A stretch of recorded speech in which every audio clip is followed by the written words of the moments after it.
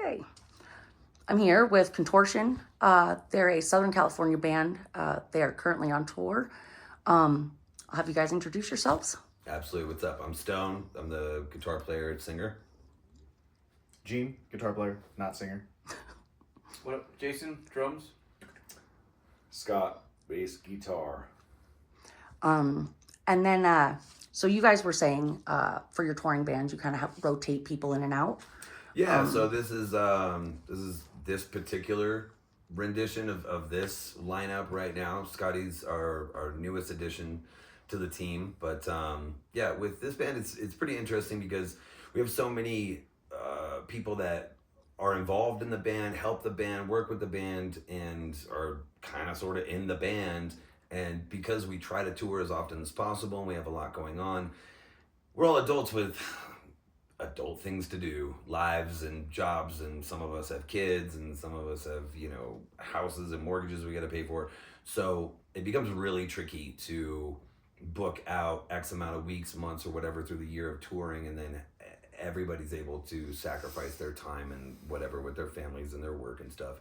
So what we've grown accustomed to is cycling in essentially whoever is available to be in the band. I mean, typically Jason and I are the primary ones that hold it down, that are on 90% of the tours, whatever. I think Jason's only ever missed one tour in the past for like 5 years, so for us it works out pretty conveniently to keep the train moving, to keep the name alive, and the artistic, everything flowing in a direction. And everybody who's involved gets their opportunity to get out on the road and do a thing, and live the life that they want to live, even if it's just like licking the sugar cube just to get a taste. How does that dynamic work when it comes to songwriting? That's actually good. It helps out a lot because you have different minds. You don't have the same core 4 or 5 people just writing the same thing, and so everyone comes in with different ideas, different types of just 2 heads or more are better than one. You know what I mean? But in this case, 6 is better than 4.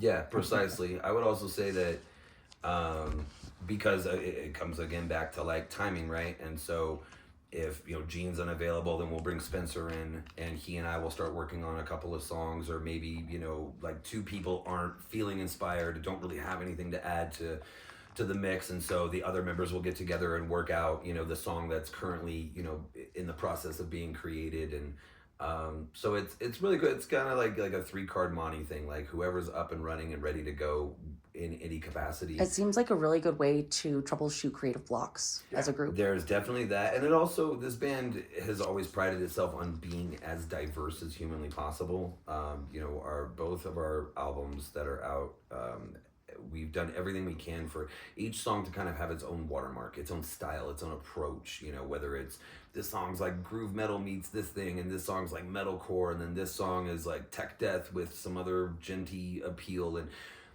so with that approach as a band, as creative writers, it's so much more convenient to do that when you have somebody who's super into tech death, and then who's way into groove metal, someone who's more into gent, someone who's more, so then you're getting all those flavors per song, instead of, I'm not going to name names, but there's plenty of bands that get into this like niche of like, this is what we sound like, And everything sounds the like, same. and then by like the 5th album, you're like, this is all like B-sides from the last 2 albums kind of feel, and we're striving to do the exact opposite of that. We don't want to sound I've noticed that I do a lot more locally.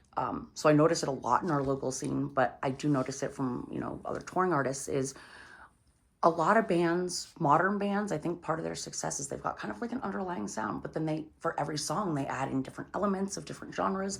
And it seems like having more people to contribute to that would widen your range. It's very true. And we've been told many times by producers, by management, by certain record labels we've talked to, they're like, we don't know what to do with you. Like, we can't, you're not a gent band. Yeah, that's fine. I mean, for me, like, I'm a huge fan of Faith No More. Always have been since I was a kid. And I've loved the fact that when you put on one of their albums, you don't really know what you're going to get. Pantera was very similar to that. You don't really, it's going to be metal, but you don't know from song to song to song exactly what's going to get thrown at you, and that's fucking amazing. I love that as an artist. One of my favorite and bands. as a fan. One of my favorite bands like that is Hell Yeah. And they kind of did what you guys do. They kind of brought different people in at different eras. They kind of had an underlying sound, but each of those different people brought really different things to each album. And it makes every album sound different, but you can still tell it's got like the Hell Yeah core. Yes, precise. And that's kind of, that's the angle we're shooting for. And for those that have ears to listen, I feel like it does touch something, upon. And I think that it gives us also an opportunity to tour with, perform with countless different styles and genres of bands and still be able to mesh well. Other than Taylor Swift or, Britney Spears, I think we can take the stage with damn near anybody from Metallica, Born of Osiris, Lamb of God, whoever, and still bring something to the stage that's like, I can see why they're on tour with these guys. Yeah, that makes sense. And then also like just the venues you've played, the two that I know of, Aces High and Pearl on Main, those are two very, very different places with two very different vibes. And the fact that you're playing both kind of shows that variety too. The fact that both those types of venues are willing to book you. Right. We also played, I think we played the Barbary Coast was the actual first show that we played here. We were booked, I think the year before that we had played there. We were booked at I guess it's like the diviest dive place for bands around this place. I can't remember what it's called. Something Court. Kilby Court? Is that a thing? Yeah, and so you want a horror story of a situation. We were supposed to play there, and we were coming from Denver, and we woke up that morning pretty early. It was like 7 a.m. or whatever. The sun's just coming up, and we get out to the tour vehicle, and it had been broken into, and they tried to steal it. And so the whole ignition had been drilled out. And so we had to call the cops, we had to call, a locksmith. And so we're spending another like 4 hours, filling out reports and getting all the details and then getting the lock fixed and all these other things. And we finally get on the road and we are flying. Like I'm doing it. I don't know if you've driven from Colorado, but there's that whole downhill section. Everybody in the van's like, we're gonna fucking die. And I'm just zipping along doing like 85. And you saw our van and trailer. If we die, we die. It's a lot of weight, and we're just zipping trying to get to the venue, and we arrived too late. They were like, you can't play, sorry. Like we had to shut the party down. So, but we have played Barbary Coast, which was kind of like a nice, cool, intimate spot. I loved the Aces. That was a fun show. Spot. That was a great show, and like I like their layout and so forth, and it totally befits like a lot of the places we usually play. Very divey, very like rustic and metal, And this will be our first time at Pearl, so I'm really excited. I have heard nothing but good things. Pearl is an old theater, so there's seats and everything. Wow. Yeah. So there's like a Fancy. yeah, it is. It really is, and that's what I said. Like it's two completely different places. You're going to have two totally different crowds. Is this one all ages? I think so. I know Pearl is an all ages venue, but you can't. Probably. Okay, cool. I wonder if I know some of the opening bands, so I think they much might bring their kids. in here that I'm just trying. Like I got a lot of notes. I do too. So speaking of music and writing, do you have anything new, or are you working on anything that'll be coming out soon? One of you guys want to take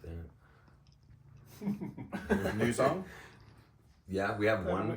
We have one new song. We're playing it on this tour, kind of, what would you call that? Like acid testing it, for audiences. We're still refining a few things as we're driving along. We're like, this part, maybe we should do this little, and then blah, blah, blah. And, we definitely need a lead in this little section. And so there's conversations about how to alter it over time, but it's nothing released. It's literally brand fucking new. And I think something that's a direction we're trying to go in as far as like an arrangement and overall style.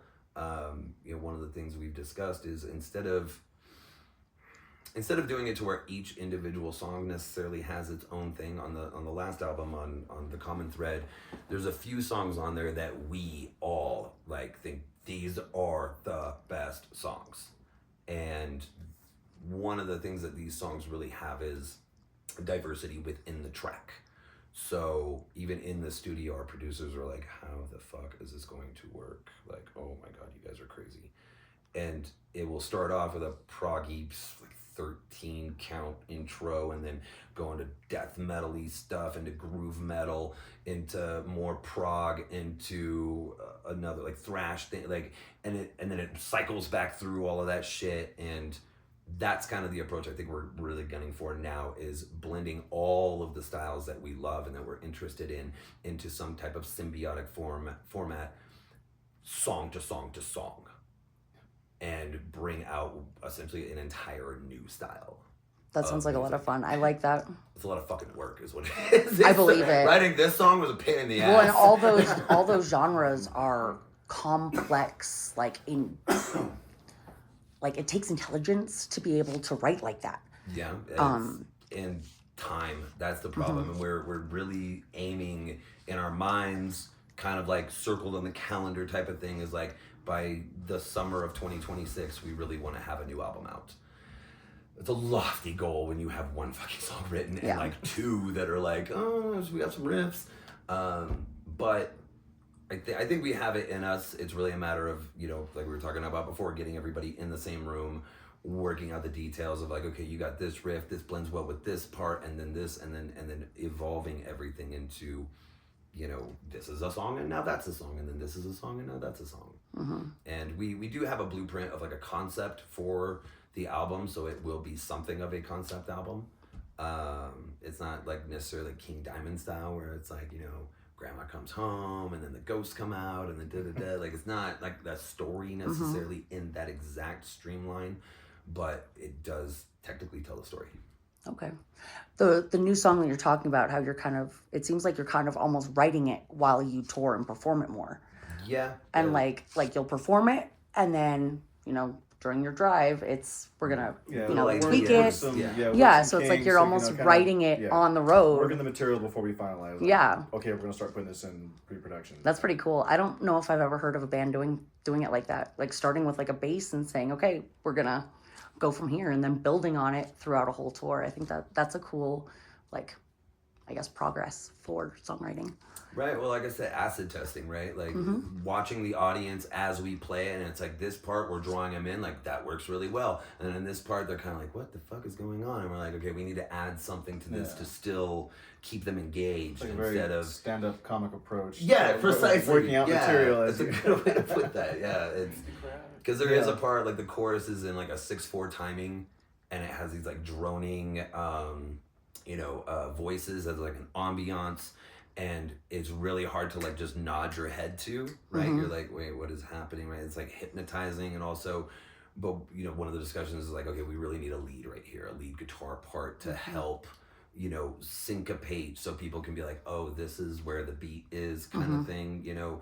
So it's all these little nuance changes. So the song will generally be the same from beginning to end, but adjusting, you know, and tweaking a few. So it's almost like your things. audiences are collaborators in a sense. Yeah, you could say that. Like you're reading what they like, what they don't, and changing based on that. Yeah, we've done that for years, though. That's really this cool. band's always been like that. I like that. Before we ever came out with The Common Thread, we were playing like 4 of those songs from that album long before that album was ever recorded. That's cool. Yeah.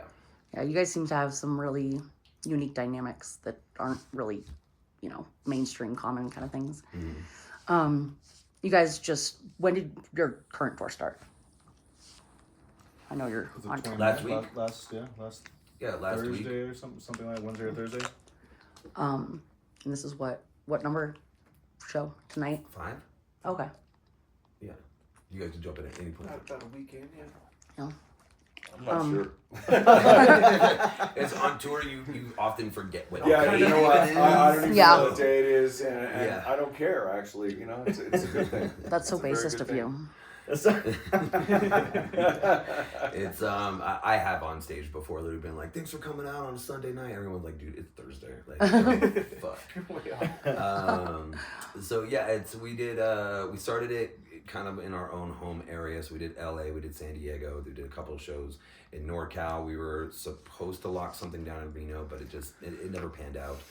And so we just got to hang in Reno with some friends, went out to dinner, you know, chilled. Some of us gambled and fucking killed it. Yeah. And then we cruised, you know, out this direction. It's a fucking long drive. Yesterday, got settled in, you know, typical day off stuff, doing laundry and you know, showering up and all that jazz. And and then tonight we're playing here in Salt Lake. Tomorrow, Colorado. And then we immediately leave from that, and I think we have like the longest drive of the tour, which is clear to fucking Kansas City. It's a long drive. You guys have a day off in there? No. Yeah, so starting today, we have 5 shows back to back to back. And those are long drives too. So, and so it stops. The last show of that 5-day run is in Lincoln on Sunday, and then we'll be taking a day off, hanging out there for a day. And then we have another day off, which is a travel day into Dallas, and then we begin the final 4, which will be Dallas, El Paso, Tucson, and then Phoenix. Okay. And then, I know you have extensive touring experience. You've done, you know, national, international, regional, all kinds of stuff. What about the rest of you? I've been in and out with the band, like off and on schedule thing I was just talking about earlier, you know. Done plenty of kind of this side of the States with Contortion. Last year, I was with them again for the European tour we did back in September. And that was my... Yeah, the last time I That was saw my you guys international tour was so right far, before so- that tour. Yeah.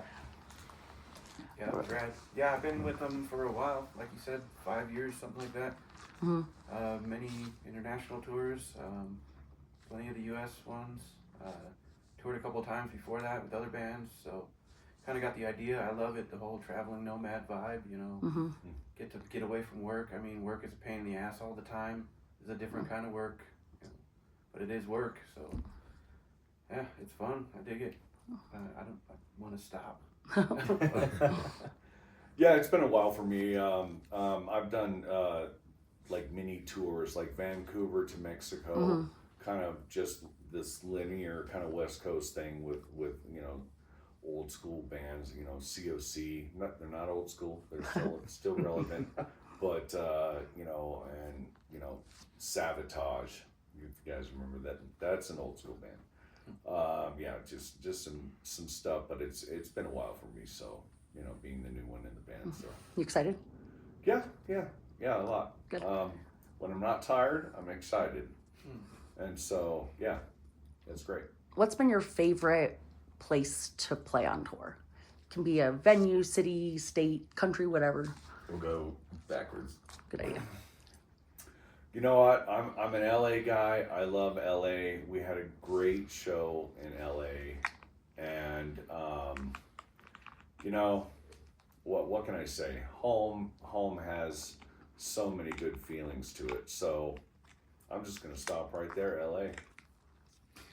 My favorite spot was Malta. We got to play a really cool Halloween festival out there, and man, that was a blast. That sounds like a lot of people. fun. And then the vacation afterwards. Yeah, that too. You know, chilling on the Golden Bay Beach. You know, walking around, cruising around, exploring. Got to see the set for Popeye. You know, that was fun. Oh, that's Fun cool. stuff. Yeah.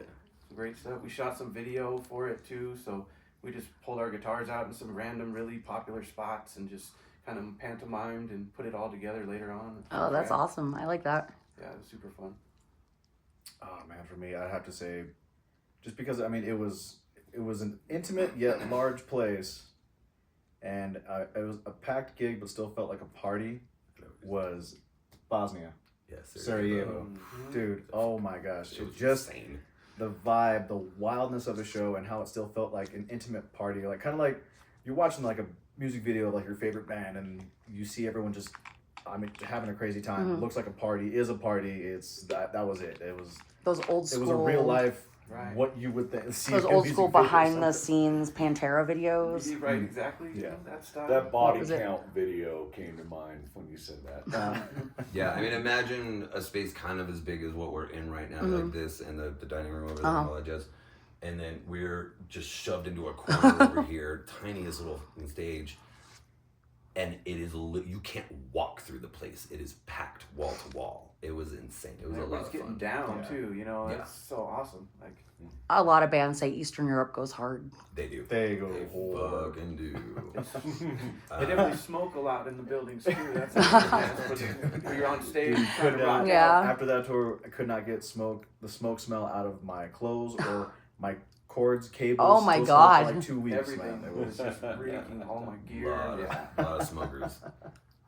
For me, I mean, I love Brazil. Moreover, they really appreciate and they get the fuck down when it comes to metal shows and concerts. Like, they don't fuck around.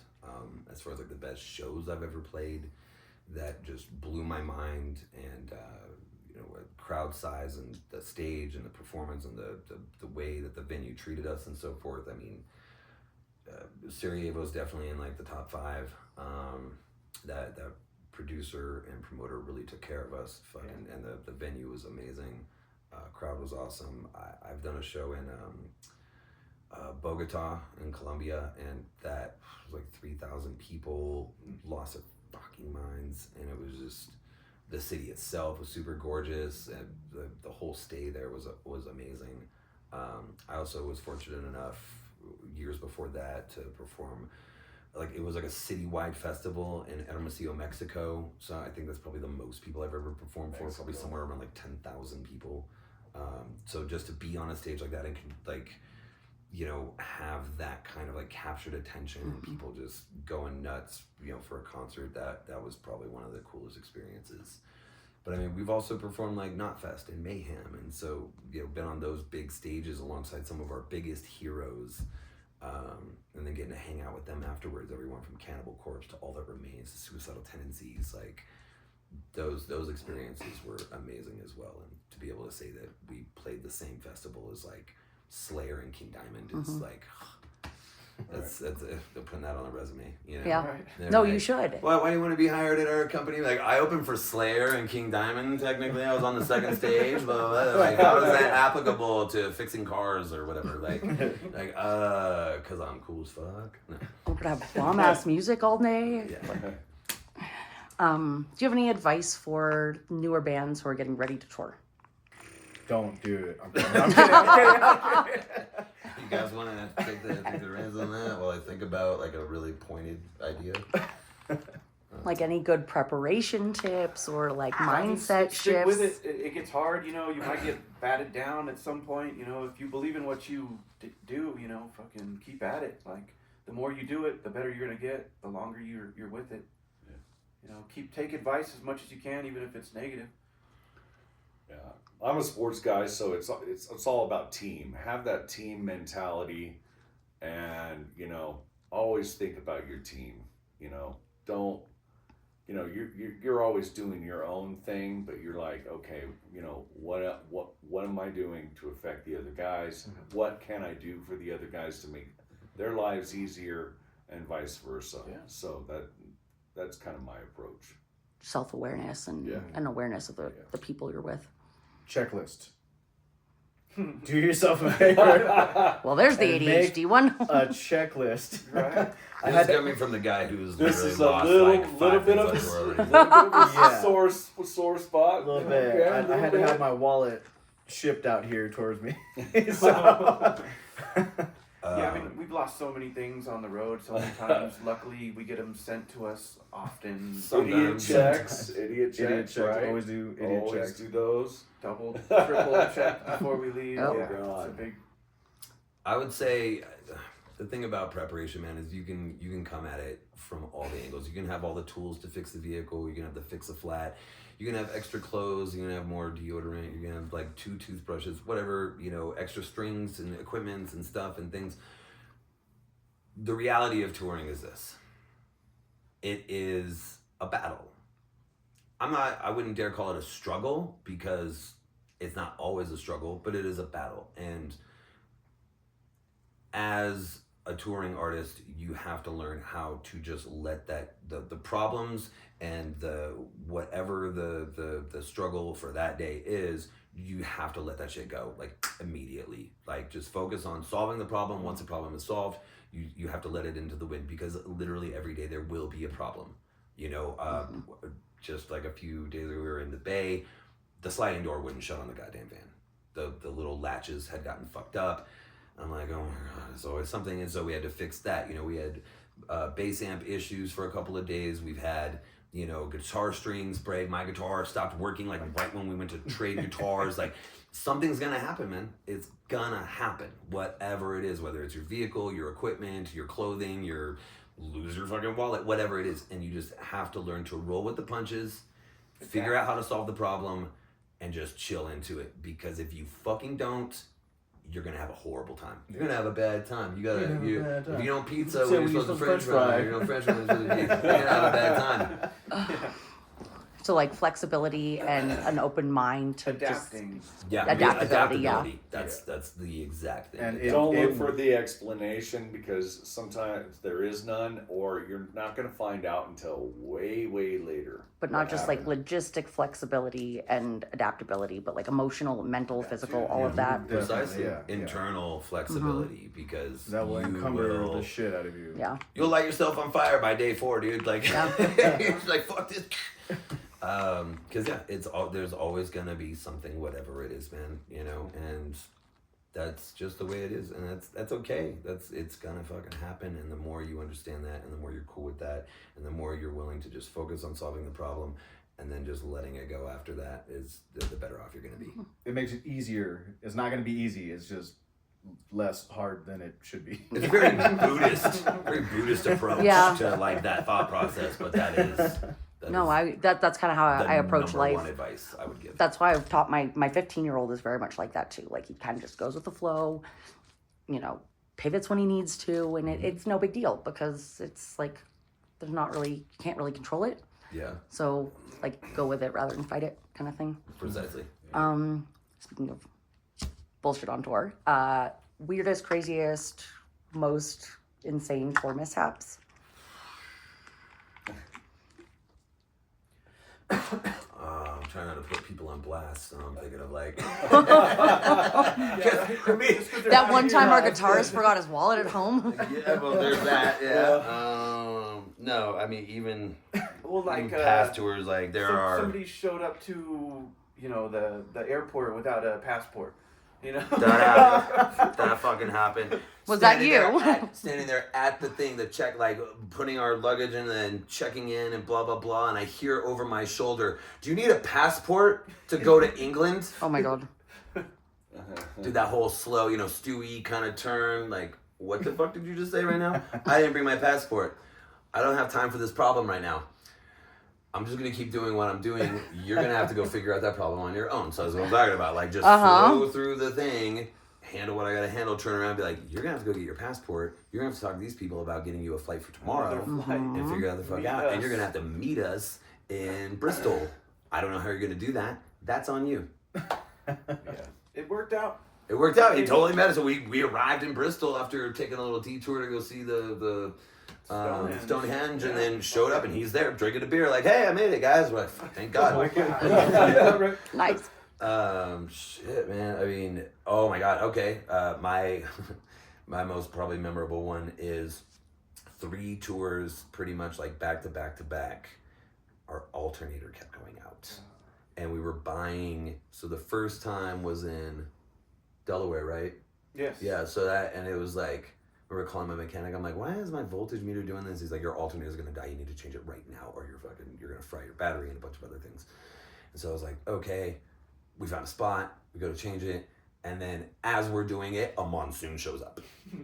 So I got the team, the band holding up and easy up over We're, like, me and over holding the the engine. sides, I'm wanting to elbow go. deep with a flashlight in my mouth, like trying to like get the alternator out, put the new one in. The moment it's all put back together, start the car, boom, storm's gone. Like, shut the fuck up.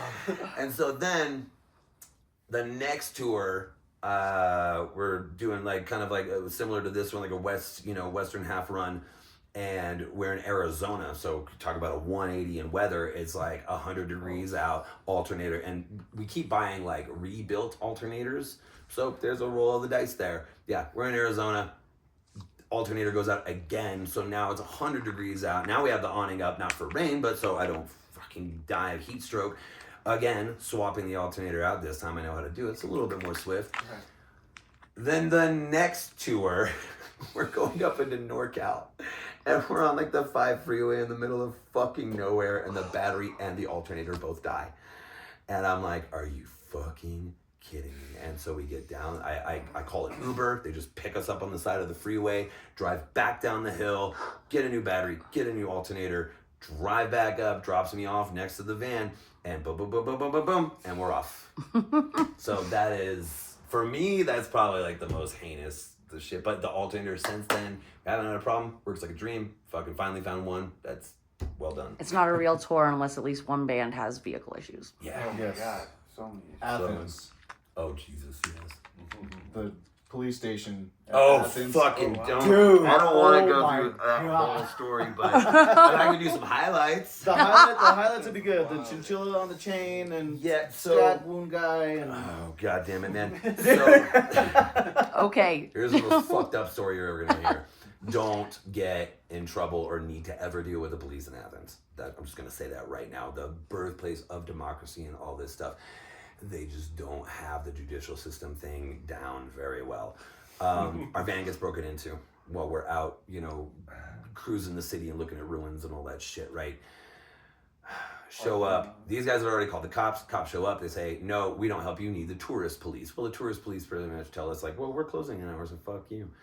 And so we start scrambling to find somebody that will help us. We're cleaning up glass. We're trying to take inventory of what was stolen. We're trying to, get a hold of the van company that that we rented from and all these other things. We get to a police station and I walk in and it's like, all we need to do is fill out paperwork for insurance purposes. That's fucking it, man.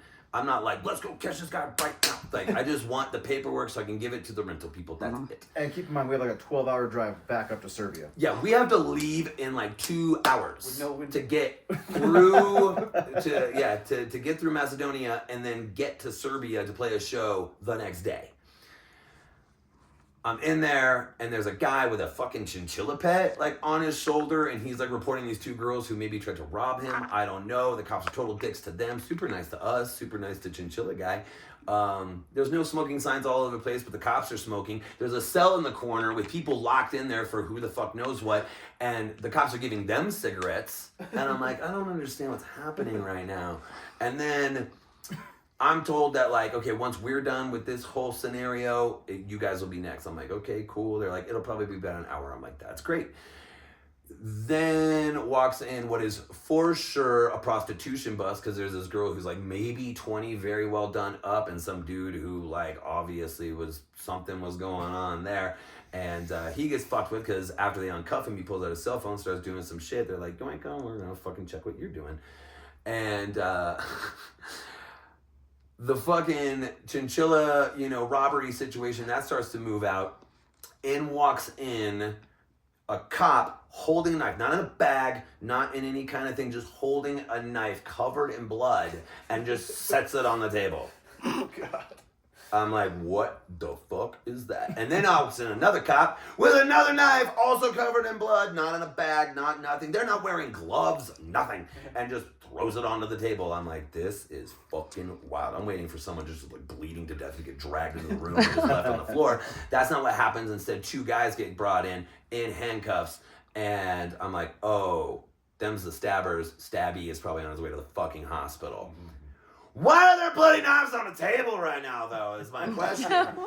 And so we're sitting there just freaking the fuck out. Every like 20 minutes or so, I'm running downstairs to update everybody in the van, like, this is what the fuck is going on. And they're like, shut the fuck up, dude. And while this is happening, there are like probably 15 cops outside just bullshitting, fucking Not smoking, doing a just not fucking doing the thing. goddamn thing to help us or anybody for that matter. Finally, we go back upstairs. We've been there for 3 hours now. We have to get on the road like right that moment. And I finally asked a cop, I'm like, hey, so I was told by the other police officers who were here that we were going to be next. We really just need to fill out paperwork. I'm happy to do it and just pass it off and get a receipt on it or whatever. Can we expedite this? And he was like, oh, no. Police take precedence. You have to wait till we're all done. And I'm like, so we just gotta wait for another cop to bring in another situation and then we're here till fucking sunrise? Like, fuck this, dude. So I just run downstairs and tell everybody, we gotta get the fuck out of here. Okay. And so we drive to Thessaloniki, which is like the north of Greece, on the way to Macedonia, hoping to find a spot to get a new window so we don't have to drive the next God only knows how long. And I don't know if you know anything about Serbian border patrol and shit, but they're fucking assholes about a lot of things and very tightly, like, you gotta pass through the eye of a needle to get into that place. If we're driving through with a broken fucking window, we're getting our balls busted hard. Yeah. And lucky if we get in there, despite having invites and passports and fucking all the paperwork we need. And so, yeah, so that was the Athens fucking debacle. Yeah. That sounds crazy. In a nutshell, as long as that story was. Yeah, that's in a nutshell. There's way more details and problems and conversations. Oh my God. That's insane. It was a wild time. Wild time. Anybody else got any? I mean, we had the tread come off on the tire of the trailer, and it just ripped off the side paneling of the trailer at one point. That was pretty wild. People honking at us like, you have a tire out. Yeah, we fucking know. We're not retarded. Like, we're a metal band. Just had to keep cruising with it for a while. Let's see. What about food on tour? I know a lot of touring bands have, it's a lot of fast food, a lot of crap. What do you do to get decent nutrition and like take care of yourselves? Cliff Bars, water, banana. I got that. My protein drink right there, Yeah, I mean, we try to stock up on like healthy snacks and so forth. But when you're hungry, you know? So like gas station food ends up kind of being a thing. I personally do my damnedest to intermittent fast. So that way in the evenings, if I can find a good place to eat with healthy food or something like a worthy option, then I know that if I wait long enough, when there is an ample window before we perform or, after sound check, whatever, then I can find something that's going to be worth it. But yeah, man, I'm not going to lie. I've had fucking Carl's Jr. and some, Jack in the Box and whatnot after a rough night of performing or whatever. It happens. We do everything we can to mitigate that, but, Do you guys have any like go-tos for like if you stop in a certain city that's like healthy or like a restaurant you always like to go to? I mean, for me, I have zero issues eating gyros literally every fucking night out of a performance when we're in Europe. Thing, that becomes like the thing. That's like one of my favorite freaking foods on earth. Exactly. Yeah. I could do that too. Let me get your Donner wrap. Let me get your. Yeah, it's. I mean, there's worse options, out there. I don't Arby's know that has I've them, gained and they're a not lot of weight bad. in Europe eating gyros pretty much every day. Like, it's pretty simple. It's the baklava that becomes like a problem. But yeah, I mean, what's your guys' take on that? Like spots to hit for sure. There's a spot for me in Vegas. It's called Blueberry Hill. There's like 3 locations, but for like a breakfast or brunch type spot, it is the quintessential like home cooked meal type thing. Huge portions, everything tastes amazing, whatever it is, and that is, if I'm in Vegas, whether it's on tour or otherwise, I do my damnedest to make it there at least once during my trip. For me, food fills the soul. So it's just like if we're going out to KC, we got to do some barbecue. They self-proclaimed barbecue capital of the world. Texas would have something to say about that, but for sure, if you're going to somewhere like Louisiana, come on, we got to do some gumbo. Yeah, that kind of thing. So it's where we are. It's not necessarily a spot. It's the region and what they do. And taking in that like cultural, regional kind of cuisine of. It's a little bit of just a touch of happiness in the midst of the chaos of a tour.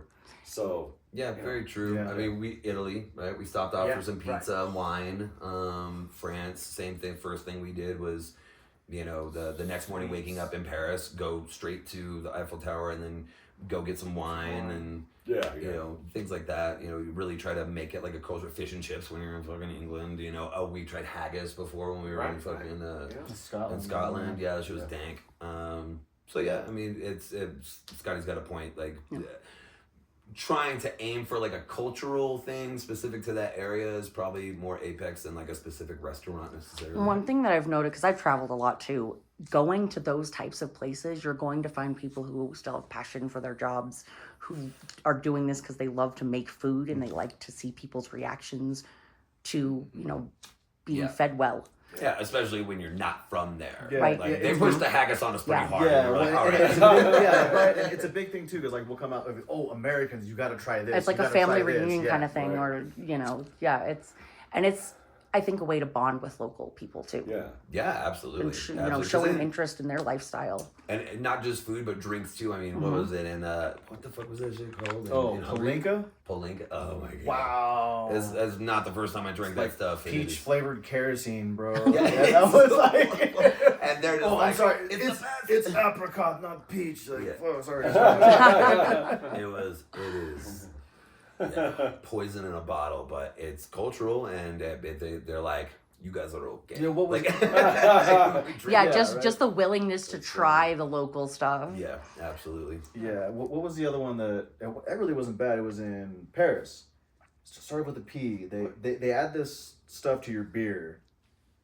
It's like, oh my gosh. Was it at the venue? Yeah, it was at the venue. Oh, I must have missed that then. Yeah, there's like this type of like alcoholic syrup Additive. that they add to it. Yeah, Yeah. and it just makes it. It starts with a P, dude. I can't remember for the life of me, but It's probably on the back of like, because there was back in like the Like- early 2000s, they used to mix beer in soda pop, and I think they probably pecan. I think if I'm not mistaken, I think that's what it is. Pecan Okay. or picot, something like that. okay. But yeah, it's pretty good. That was a lot better than Palinka. Yeah, anything's a lot better than that. No offense, you know, hungry. Yeah. Other food spots, just taco shops are always good to go. You know, you always know you got tacos. My guilty pleasure is Panda Express. That's something Yeah. that I would always look for. Oh, dear. I'm always like, It's- is there a panda here? That ensues an argument every That's time. my 'cause 11-year-old. I hate that shit. I'm like, dude, it's not. She loves anything Panda other than Express and McDonald's are her two things. Orange chicken or chicken nuggets. All right.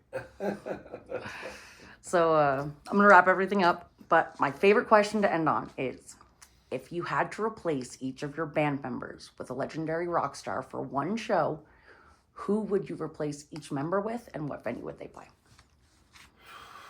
On this tour or just in general? I'm gonna have you do got so many this tour. This is Fantasy Island, bro. Anything you want. Oh, This yeah. would take me a minute. This would take me a minute. I mean, of course, my brain immediately goes to like, who do I know? That could actually Who we do could that actually- thing. But what you said one. Yeah, one So, show. Yeah, one show. One You have to member. replace all your band members, including yourself. Oh, all of us. Oh, including myself. So make a super group. Oh. Build a super group. damn, Each one of us that's replace really yourself. hard. That's what I she might said. replace myself. I think of somebody who could do what I do and like make it fucking cool and interesting. Probably Matt Heafy from Trivium would be a good choice. Guy shreds. He's got a great voice, so he could probably perform, you know, our stuff with very little effort. Gene, guitar players. Maybe my buddy Nick Hippa from As I Lay Dying. Yeah, that guy's a fucking shredder. And he's kind of like a almost taller version of you, right? He's got that like tan, the dark hair, love that guy to death too. I think he and Matt would team up pretty well. On bass guitar, what's his fucking name? I met him a few times. He's a fucking rad dude. The bass player for fucking Cannibal Corpse. Damn it. I feel bad that I can't remember his name right now. I'm drawing a blank. Right, I And know what then, you're talking about too. yeah, and drums, Gene Hoglan, sweetheart, blast, fucking just a shredder on drums. I actually got to see him and hang with him briefly in San Diego. I hadn't seen him in a long time. He looks so healthy and he's doing really well for himself. And yeah, that guy would probably play what we play with, like half asleep. Like, he's a fucking maniac. He's so talented. That's a good lineup. Yeah. Or you can just call in Devin Townsend to do all our All of our shit, right? Right? Oh man, that's tough. I can't. Oh, this is like when you're trying to find a song and someone asks you like, "Hey, what do you want to play?" You can kind of like blank out. Yeah.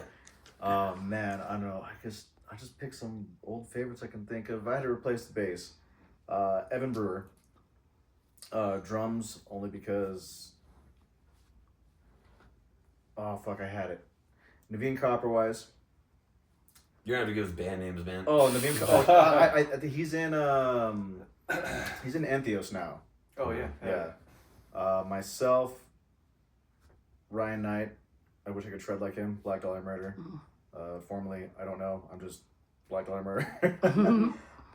You are difficult to place.